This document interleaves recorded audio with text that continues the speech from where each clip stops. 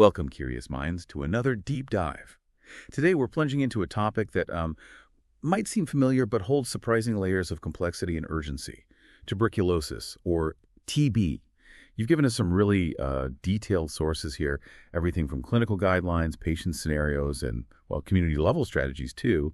Our mission today is to kind of navigate this rich material, cut through some of the medical jargon, and pull out the most important nuggets of knowledge. We want to help you understand not just what TB is, but the meticulous way it's diagnosed, the precise treatment regimens, and the massive ongoing efforts to control it globally. Think of this as your essential shortcut to being well-informed about a disease that still affects millions worldwide. Absolutely. And the material provides a fascinating look at the highly structured approach taken, particularly by India's revised National Tuberculosis Control Program, now the National TB Elimination Program, or NTP. It's really a powerful example of how public health strategies are designed to combat a persistent challenge, on a national scale. Okay, let's unpack this then. When we talk about TB, what exactly is it, and what's the core mechanism of its spread? Right. So at its heart, TB is a specific infectious disease. It's caused primarily by M. tuberculosis, that's the human strain, though M. bovis, the bovine strain, can also affect people. And while it's most commonly associated with the lungs, it actually has this, unsettling ability to impact virtually any other organ in the body. Any organ? Really? Pretty much, yeah. It's quite versatile in a bad way. What's truly striking here, though, is its communicability. The most common source of infection is an individual with pulmonary TB whose sputum tests positive for the bacteria and who is either untreated or inadequately treated. Okay. The sources highlight that just one infectious case can infect an estimated 10 to 15 people annually. That's quite a spread. And importantly, even those with mild or, unnoticeable symptoms play a significant role in spreading the infection without even realizing it. So how does it actually make that leap from person to person? Is it like surfaces? Good question. It's primarily through tiny airborne droplets, what we call droplet nuclei. These get generated when an infected person coughs or sneezes. And it's crucial to understand, the sources are clear on this, that fomites, common objects like clothes or bedding, they have no role in transmission. Ah, okay. So it's really about the air. Exactly. And here's a vital point for public health. Patients rapidly lose their infectivity, often within just 24 hours of starting specific effective treatment. Wow, 24 hours. That's fast. It is. That rapid reduction in spread is absolutely key. That's a powerful fact. But, okay, beyond the germ itself, what makes some individuals particularly vulnerable to getting TB? Yeah, it's fascinating how the story of TB isn't just about the bacteria, right? It's also deeply intertwined with, the human condition. The material points to several key risk factors. While TB affects all ages in developing countries, we tend to see infection rates rise sharply from childhood into young adulthood, typically between 15 and 30. In contrast, in developed countries, it's often more prevalent among the elderly.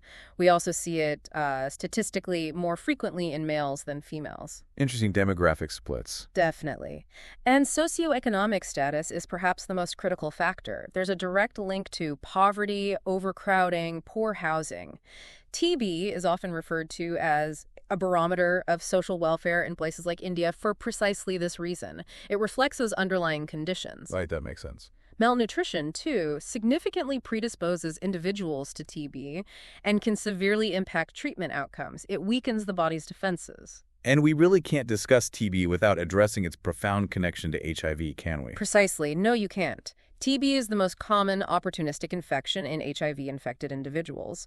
This makes HIV co-infection a major global public health challenge, particularly in a country like India. How much did HIV increase the risk? Hugely. HIV weakens the immune system so drastically that infected individuals are, get this, 18 to 30 times more likely to develop active TB. 18 to 30 times. That's incredible. It is. And the two diseases create this devastating synergy.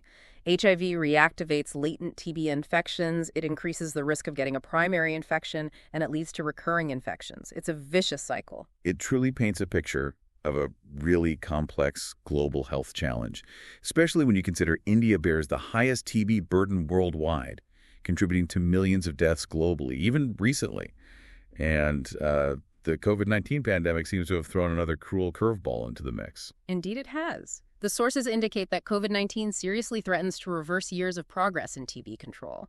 The pandemic potentially leads to longer periods of infectiousness for TB patients, increased household exposure, worse treatment outcomes, and higher poverty levels. Right. All of which, unfortunately, just exacerbate TB epidemics. It's a real setback. Okay, so given this really complex, interconnected picture, how do we actually identify TB in someone? The sources give us a couple of scenarios, like a 48-year-old woman with a 3-month history of fever, cough with expectoration, weight loss, or a 27-year-old laborer, 3-month cough, fever, chest tightness. What are the key indicators there? Right. Well, based on those symptoms, which are absolutely classic for active TB disease, the prolonged cough, often with sputum, fever, weight loss, general malaise, chills, sometimes chest tightness or headache, coupled with objective findings, things the doctor finds like anemia, maybe palpable lymph nodes, and a specific sound in the lungs called crepitations, the diagnosis points very strongly towards tuberculosis. Crepitations.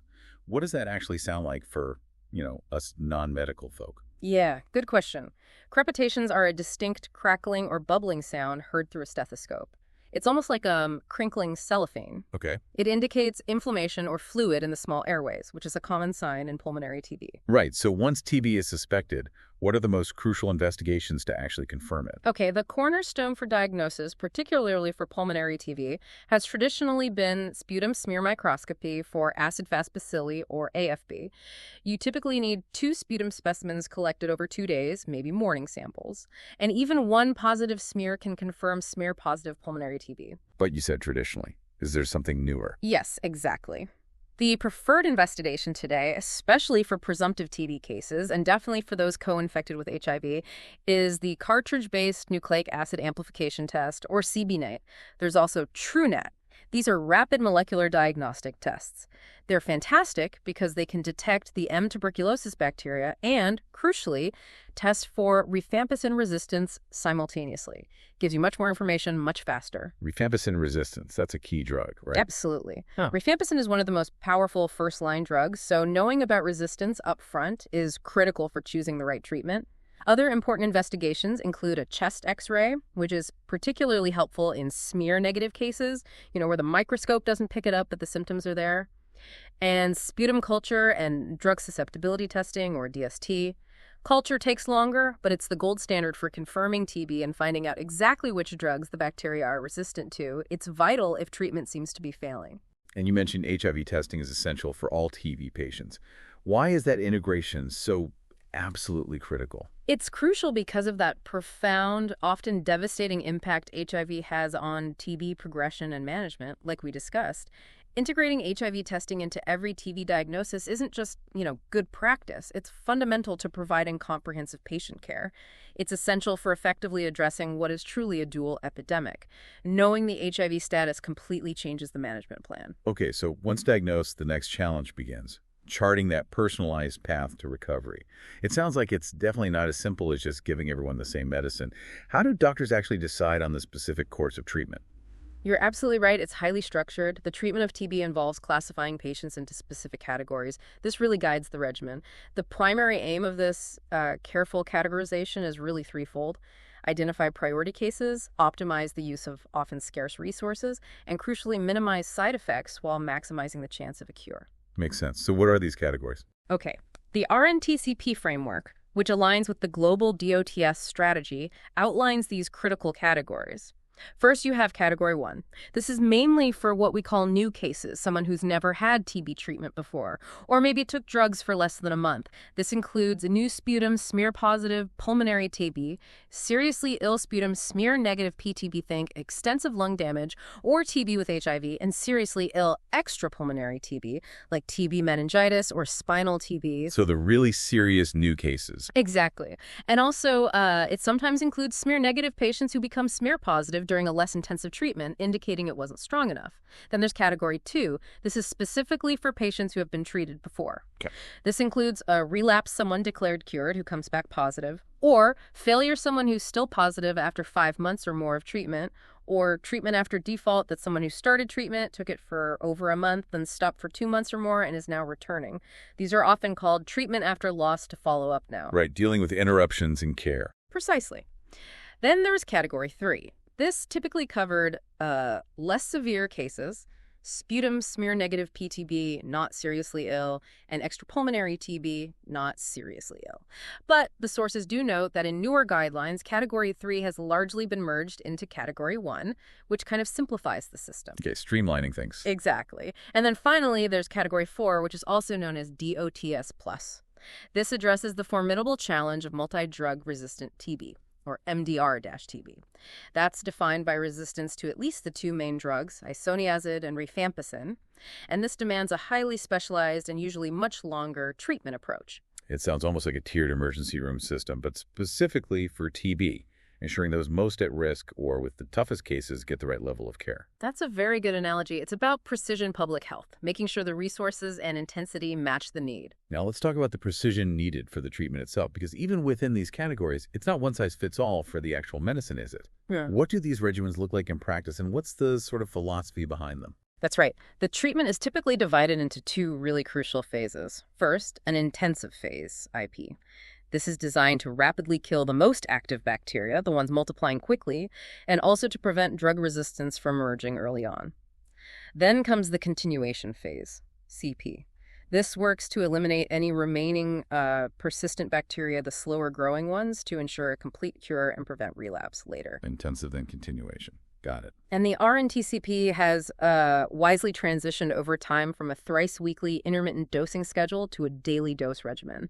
They often use fixed-dose combinations, FDCs. These are pills that bundle multiple drugs together. It simplifies things hugely for the patient and ensures better adherence, fewer pills to track. Makes sense. So what are the actual drug combos for the categories? Okay, for Category I regimen, those new serious cases, the intensive phase involves 2 months of daily HRZE. HRZE. What are those? H is isoniazid, R is rifampicin, Z is pyrazinamide, and E is ethambutol. So 4 drugs daily for 2 months. This is followed by a continuation phase of 4 months of daily HR, just isoniazid and rifampicin. So the total treatment duration is 6 months. 6 months for a standard new case. Okay. Right. Now, for Category 2 regimen, those previously treated cases, the intensive phase is longer and a bit more aggressive. It's 2 months of daily HRZES, so we add S, which is streptomycin, an injectable followed by 1 month of daily HRZE. The streptomycin is usually given just 3 times a week in this phase. The continuation phase then lasts 5 months with HRE, isoniazid, rifampicin, and ethambutol. This brings the total treatment duration to 8 months. Longer, more drugs initially. 8 months for treatment cases. And what about the really tough ones, MDR-TB? Right. Category 4th, the MDR-TB regimen. This is much more complex. It's prolonged chemotherapy, often lasting 18 to 24 months, sometimes even longer. It must include at least 3 drugs the patient hasn't taken before based on sensitivity testing. It often involves second-line drugs like afloxacin, along with pyrazinamide, ethambutol, maybe streptomycin if it still works, and potentially newer, more powerful drugs like bedaquiline. It's highly specialized and guided by lab results. That's a huge commitment for the patient, 18, 24 months. Wow. So how are the dosages determined? You mentioned FDCs, but how do they know how many pills? Let's use our patient one example, the 45-kilogram adult. Great question. Dosages are meticulously calculated based on the patient's weight. It ensures they get precisely the right amount, not too little, which risks failure and resistance, and not too much, which increases side effects. So for our patient 1 weighing 45 kilograms, they would fall into the 35-49 kilogram weight band according to the guidelines. In the intensive phase, assuming Category I, for example, they would take 3 tablets of the HRZE FDC daily. In the continuation phase, they would take 3 tablets of the HRE FDC daily. These FDCs are formulated so the number of tablets corresponds to the weight band. So it's standardized by weight band. That simplifies things. It does. And this weight-based precision is absolutely vital for effective treatment, minimizing side effects, and crucially, preventing the emergence of further drug resistance.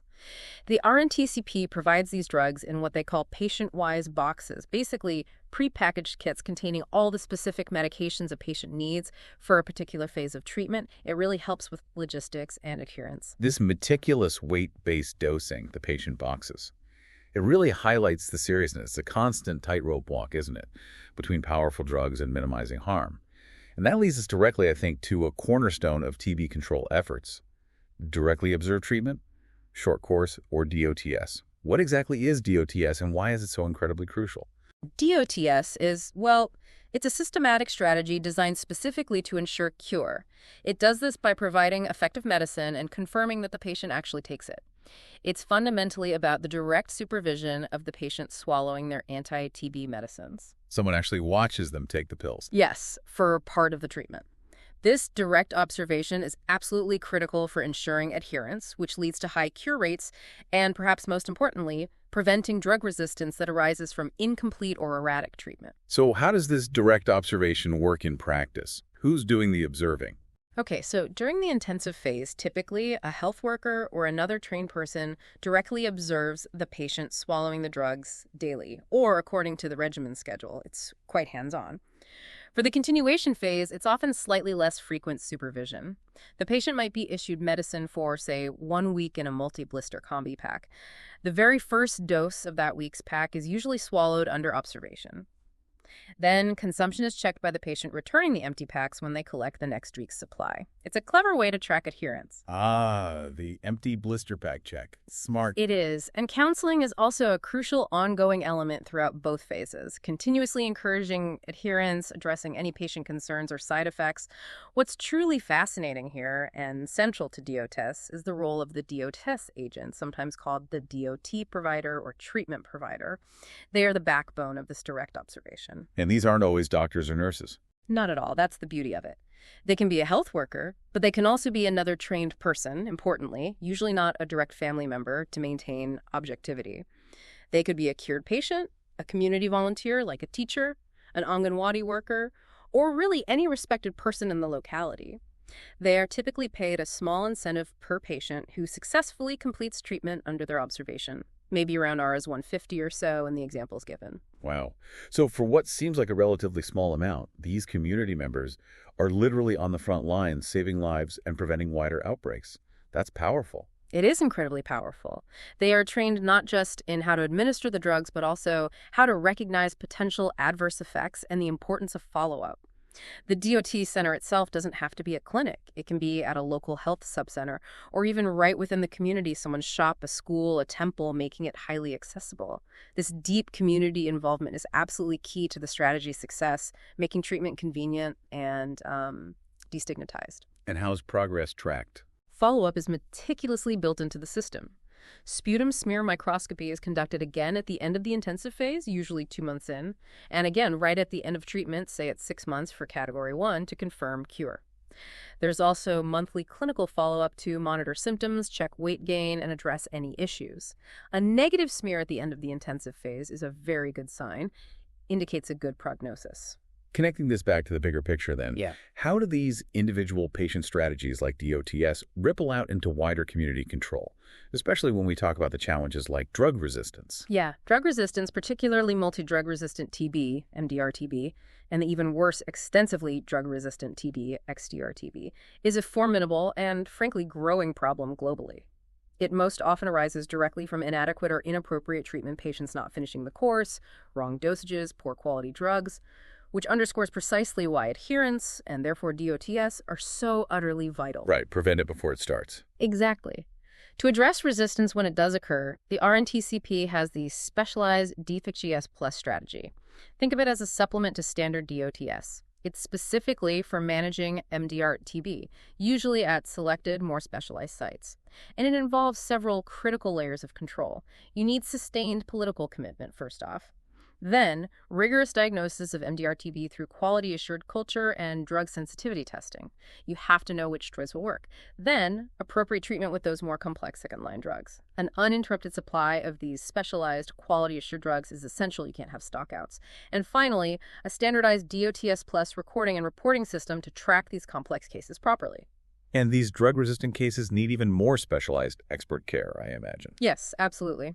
Treatment for drug-resistant TB patients should only be provided under the direct supervision of an experienced doctor, usually at designated specialized centers. This is because the regimens are much longer, the second-line drugs can have more severe side effects, and the need for careful drug selection and monitoring is paramount. It's really complex clinical management. Okay, so that's managing existing cases and resistance. But beyond that, what are the big picture strategies for actually preventing and controlling TB at the community level? How do you stop it spreading in the first place? Right. The RNTCP, now NTP, is India's national strategy, and it aligns with universal principles for communicable disease prevention. It's really a multi-pronged attack. First, you have to control the reservoir, the source of infection. This means aggressive early case detection. This happens through passive case finding patients feeling sick and coming to a clinic. But also intensified case finding, actively screening high-risk groups like people with HIV or diabetes when they access care for other reasons. And most proactively, active case finding. This is where health teams go out into vulnerable communities, slums, tribal areas, and actively search for people with symptoms. They even deploy mobile TB diagnostic vans with x-rays and testing capabilities in hard-to-reach areas. Taking the diagnostics to the people. Exactly. And prompt and adequate treatment of every detected case is arguably the most powerful weapon because treatment quickly reduces communicability. Isolation, if needed, though less common now with effective treatment, mandatory notification of cases to the health system, and proper disinfection of sputum are also part of controlling the source. Okay, find and treat. What's next? Second, you need to break the chain of transmission. This involves broader public health measures, improving living conditions, better housing, less overcrowding. Good ventilation helps reduce the concentration of infectious droplets in the air. Promoting personal hygiene, like respiratory etiquette covering coughs and sneezes, is important. And strict infection control precautions are critical, especially in healthcare facilities where vulnerable people congregate. Makes sense. Stop it spreading between people. Third, you have to protect the susceptible population, people who haven't been infected or are at high risk. This involves vaccination with BCG, the Bacillus calmette-guerin vaccine. It's usually given at birth. Now, it doesn't perfectly prevent lung TB in adults, but it does offer significant, maybe 80%, protection against severe and complicated forms of TB in young children, like TB meningitis. So important for kids. Very important. And it also includes chemoprophylaxis, which we now often call TB preventive treatment, or TPT. This is giving preventative medication, usually isoniazid for 6 to 9 months, to individuals at very high risk of developing active TB, even if they don't currently have it. Key groups for TPT are asymptomatic household contacts of smear-positive patients, especially young children under 6, and all HIV-infected individuals, given their extreme vulnerability. So preventing the disease before it even starts in those most at risk. Precisely. It's a truly comprehensive approach, covering detection, treatment, infection control, and prevention. It really is. Find, treat, prevent spread, protect the vulnerable. Exactly, and the strategy also emphasizes broader things like health promotion, integrated management of comorbidities, we've mentioned HIV, but also diabetes is a big risk factor now, and critically robust community participation and engagement involving civil society organizations, NGOs, private healthcare providers. Everyone has a role to play, which, raises an important ongoing question. How do we ensure these comprehensive, multifaceted strategies can truly reach everyone, especially the most marginalized and vulnerable populations?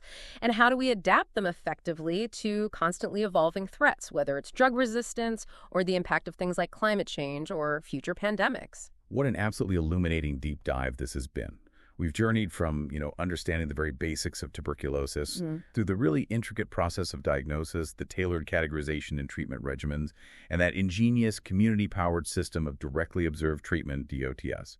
We also explored the critical challenges of drug resistance and the vast layered community-level efforts designed to control this, ancient yet incredibly persistent disease. Yes, it truly underscores the power of a comprehensive public health strategy. One that has to adapt to new threats while staying true to fundamental principles of disease control, all while relying on, frankly, incredible human dedication at every single level. So what does this all mean for you, the listener? Well, despite significant advances, DOTS, molecular diagnostics, new drugs on the horizon TB, remains a formidable global health challenge. It's deeply linked to those socioeconomic factors we talked about and facing emerging threats like drug resistance. It leaves us with a thought, doesn't it? What role does that persistent individual adherence, the tireless push for innovation, and that ongoing deep community engagement truly play in finally eliminating a disease so embedded in human history? A disease that continues, even today, to disproportionately affect the most vulnerable among us.